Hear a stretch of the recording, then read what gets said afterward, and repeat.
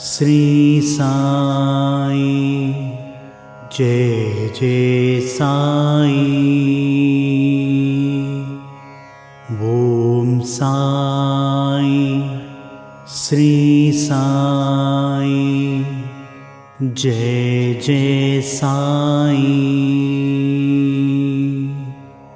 ओम साई श्री साई जय जय साई।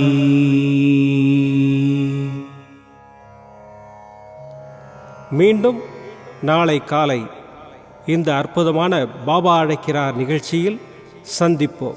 நன்றி, வணக்கம். விதம் விதமான பக்தி நிகழ்ச்சிகளை உங்களுக்காக தந்து கொண்டிருக்கிறது உங்கள் கோபுரம் டிவி. உங்களுக்கு பிடித்த நிகழ்ச்சிகளை லைக் செய்யுங்கள், உங்களுக்கு பிடித்த மாணவர்களுக்கு ஷேர் செய்யுங்கள். மேலும் சப்ஸ்கிரைப் செய்வதோடு மட்டுமல்லாது அருகில் இருக்கும் பெல் பட்டனை கிளிக் செய்து கோபுரம் டிவி நிகழ்ச்சிகளை உடனுக்குடன் தெரிந்து கொள்ளுங்கள். மற்றும் ஒரு மகிழ்ச்சியான செய்தி, கோபுரம் டிவி ஆப்பை கூகுள் பிளே ஸ்டோரில் ஃப்ரீ டவுன்லோட் செய்து கோபுரம் டிவி நிகழ்ச்சிகளை தொடர்ந்து கண்டுகளியுங்கள். பாருங்கள், ரசியுங்கள், பரவசமடையுங்கள். gopuramtv.com பக்தி பக்திமயம்.